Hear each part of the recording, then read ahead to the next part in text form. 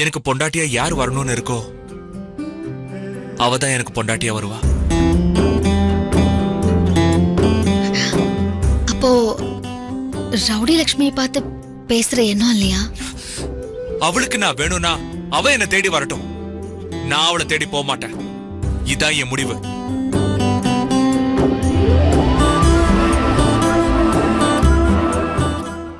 தங்கவேலு, உனக்கு உண்மையிலேயே ஒரு நல்ல பொண்டாட்டி தாண்டா கிடைச்சிருக்கா.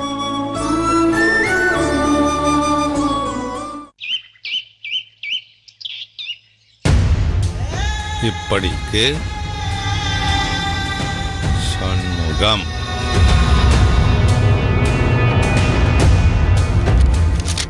பாசாரதா, நாட்டாமைக்கு லெட்டர் எழுதிருக்கேன் பாரு. படிக்கிறேன். நாட்டாமை நாச்சிமுத்து ஐயா அவர்களுக்கு உங்க வீட்டு மருமக லட்சுமியை பத்தி ஒரு முக்கியமான ரகசியம் இருக்கு.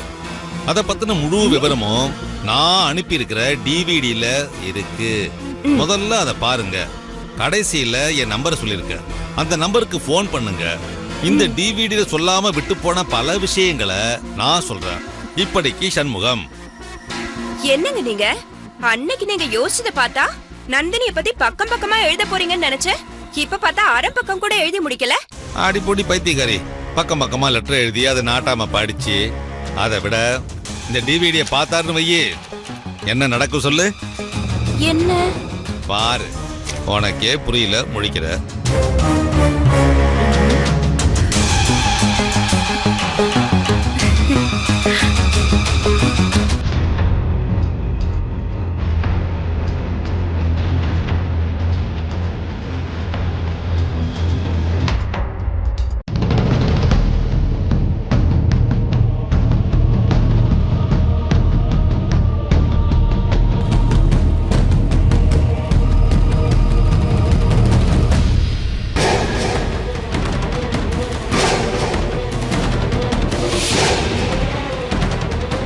மாருதி ஹாஸ்பிடல்ல இருந்து கால் பண்ணாங்க.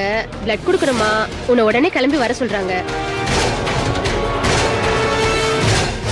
நந்தினி, என்னமா இது? சித்தப்பா சித்தப்பா, நீ போன கொடு. ஹலோ, யாரோ பெத்த பிள்ளையை காப்பாத்துறதுக்காக உன் கல்யாணம் நிக்கணுமா சொல்லு. உன் கல்யாணத்தை பாக்குறதுக்காக எத்தனை பேர் ஆசையா வந்திருக்காங்க பாரு.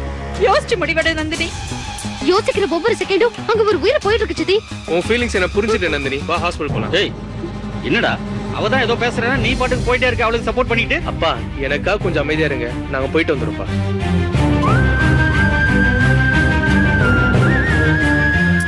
கலக்கிட்டீங்க போங்க. இதுக்கு எப்படின்னா இப்படி ஒரு புது நடிகர் நடிக்க போறாரு பாரு. யாரு? வணக்கம் நாட்டாமையா. என்ன உங்களுக்கு ஞாபகம் இருக்கா? நான் கூட உங்க வீட்டுக்கு விருந்துக்கு வந்தேனே.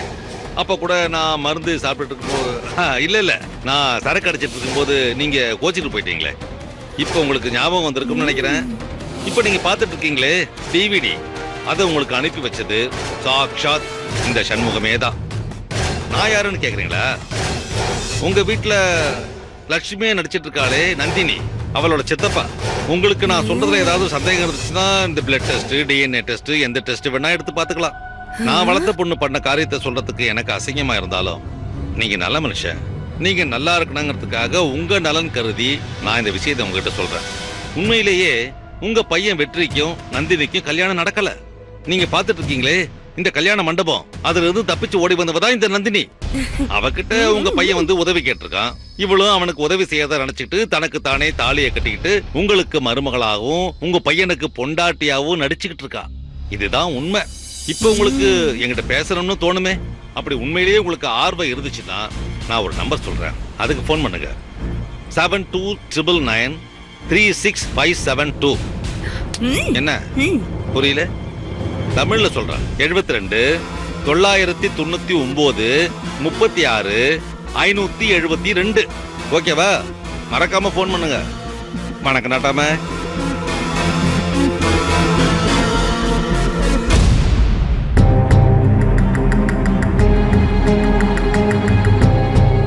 எப்படி சாரதா டிவிடி? இத பார்த்தா நாட்டாம என்ன பண்ணுவான்? என்ன பண்ணுவாரு? நந்தினிய வீட்டை விட்டு விரட்டி நடு வீதியில நிக்க வச்சிருவாரு. அதுக்குதான் இந்த டிவிடி.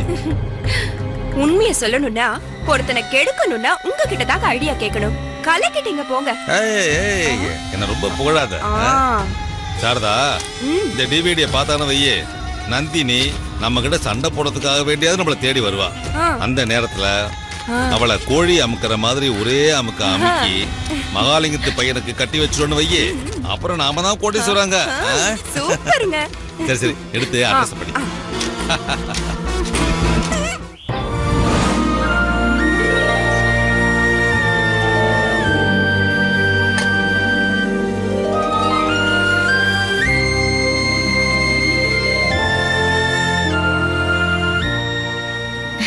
என்ன லக்ஷ்மி,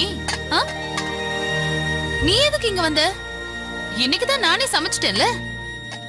அப்புறம் சாம்பார் எப்படி இருக்குன்னு டேஸ்ட் பாக்குறியா? அக்கா அதெல்லாம் ஒண்ணு வேணாக்கா. உங்க முகத்துல இருக்கிற சந்தோஷத்தை பார்த்தாலே நீங்க நல்லா சமைச்சிருக்கீங்கன்னு தெரியுது. இல்ல லக்ஷ்மி, நீ கொஞ்சம் டேஸ்ட் பண்ணி பாரு.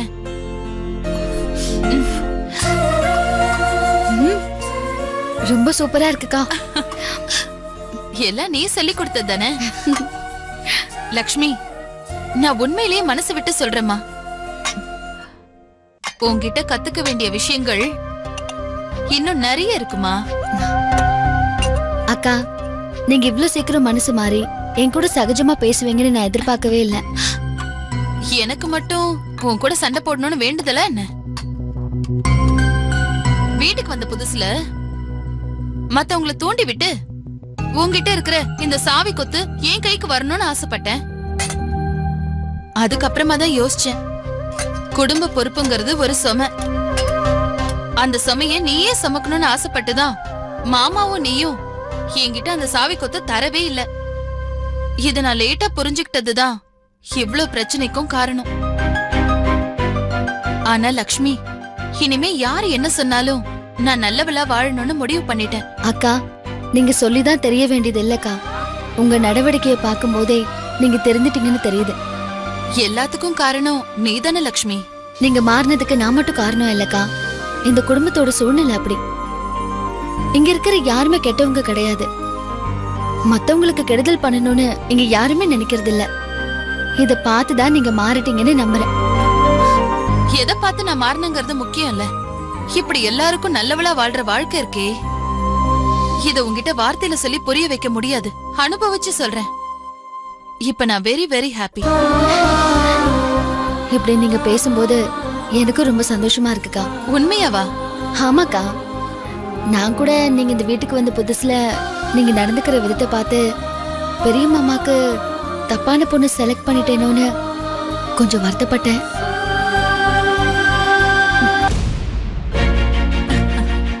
என் வயசு அப்படிக்கா. என்னதான் உலக அறிவு இருந்தாலும் குடும்பத்தை நிர்வகிக்கிற அனுபவம் எனக்கு இல்ல. நானே இப்பதான் கூட்டு குடும்பம்னா எப்படி இருக்கும், அண்ணன் தம்பிங்களுக்குள்ள பிரச்சனை வந்தா எப்படியெல்லாம் சால்வ் பண்ணோன்னு இங்க வந்துதான் கத்துட்டு இருந்தேன். அதுக்குள்ள உங்க கல்யாணத்தை நடத்தி வைக்க வேண்டிய சிச்சுவேஷன் வந்துருச்சு. அதோ இருக்காரே பெரிய மாமா.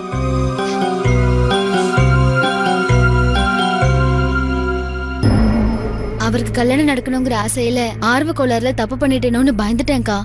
லக்ஷ்மி, நீ பயப்படுவியா? கேட்கவே ஆச்சரியமா இருக்கே.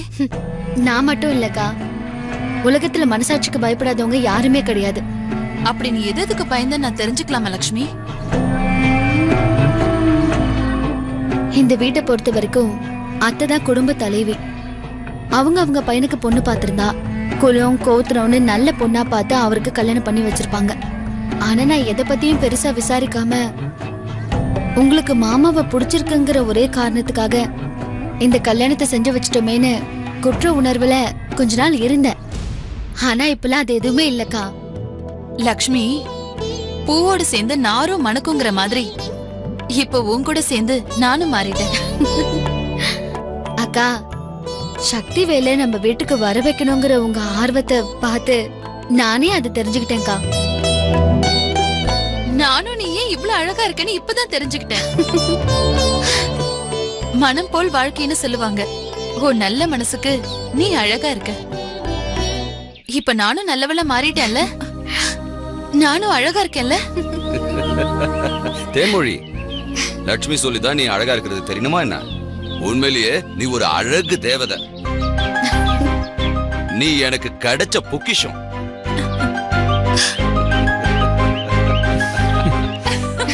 என்னண்ணா அண்ணிய ரொம்ப புகழ்ந்து பேசுறீங்க. என் பொண்டாட்டிய நான் புகழாம வேற யாரா புகழ்வாங்க? இப்பெல்லாம் இவ மொத்தமா மாறிட்டா தெரியுமா? காபி என்னமா போடுறா தெரியுமா? லட்சுமி போடுற காபி இல்ல இல்ல இல்ல லட்சுமியோட இவ சூப்பரா காபி போடுறா தெரியுமா?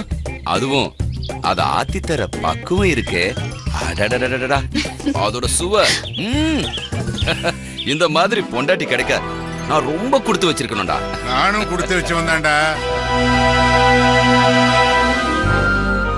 இதே மாதிரி ஒத்துமையான மருமகளுங்க கிடைக்கிறதுக்கு நானும் உங்களை மாதிரியே கொடுத்து வச்சு வந்தான்டா.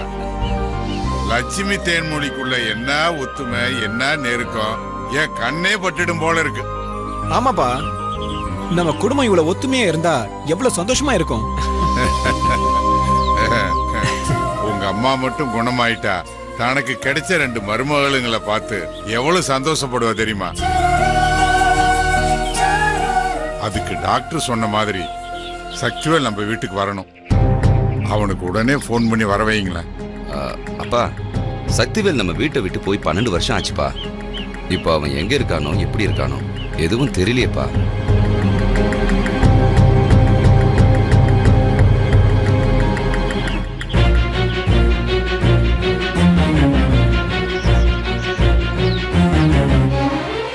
சக்திவேல் நம்ம வீட்டுல இருந்த வரைக்கும் நம்ம வீடு எவ்வளவு கலகலப்பா இருந்துச்சு. எப்பவுமே விளையாட்டு தான். ஏன் மாமா, நீங்க சக்தி வேலுக்கு மட்டும் அதிக செல்லம் கொடுத்து வளர்த்திருக்கீங்கன்னு நினைக்கிறேன். ஆமா ஆமா, என்னை விட அவனுக்கு அதிகம் செல்லம் கொடுத்தது வள்ளியம்மா தான்.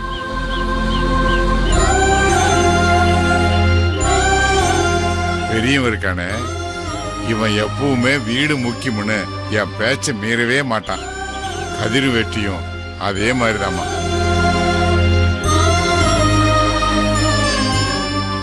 நம்ம சக்திவேல் இருக்கானே, நம்ம வீட்லயே அதிகம் படிச்சவன் அவன் தான். ஸ்பெஷல் கிளாஸ் போறேன்னு அடிக்கடி 2வது ஆட்டு சினிமாவுக்கு போயிடுவான். அதுக்கு இந்த வள்ளியம்மா தான் உடந்த. 2 பேரும் பேசி வச்சுக்கான்னா பாரு. சக்திவேல் அவன் நண்பன் வீட்டுக்கு படிக்க போறேன்னு ராத்திரி காணாம போயிடுவான். போய் சினிமா பார்த்துட்டு நடுராத்திரி வீட்டுக்கு வந்து மெதுவா கதவை தட்டி இவளை எழுப்புவான். இவன் என்ன பண்ணுவா, நான் தூங்குறேன்னு பார்த்துட்டு மெதுவா எந்திரிச்சு போய் கதவை திறப்பான். உடனே அவன் வள்ளியம்மை பயமுறுத்துறதுக்காக தான் வேஷ்டியால முகத்தை மூடிக்கிட்டு பேய் வந்து நிக்கிற மாதிரி நிப்பான். அத பார்த்து இவ பயந்து போய் கத்துவா பாரு. நாங்க எல்லாரும் முழிச்சுக்குவோம்.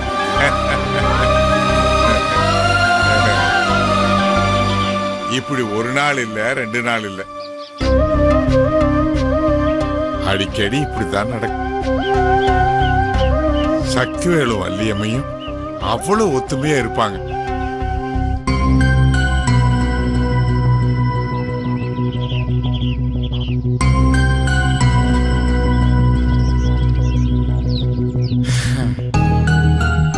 தங்கவேலு, சொல்லுங்கப்பா. சக்திவேலை எப்படியாவது நம்ம வீட்டுக்கு வரவழைச்சா வள்ளியம்மா குணமாயிடுவான்னு எனக்கு தோணுதுடா. அப்பா, சக்திவேலை எங்கன்னு போய் தேடுறதுப்பா?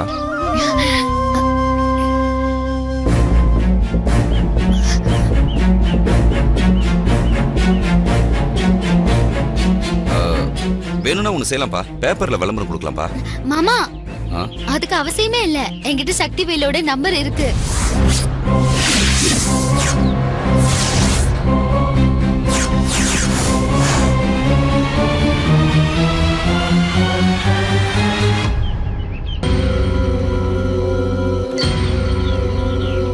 சக்திவேல் நம்பர் உனக்கு எப்படி தெரியும்?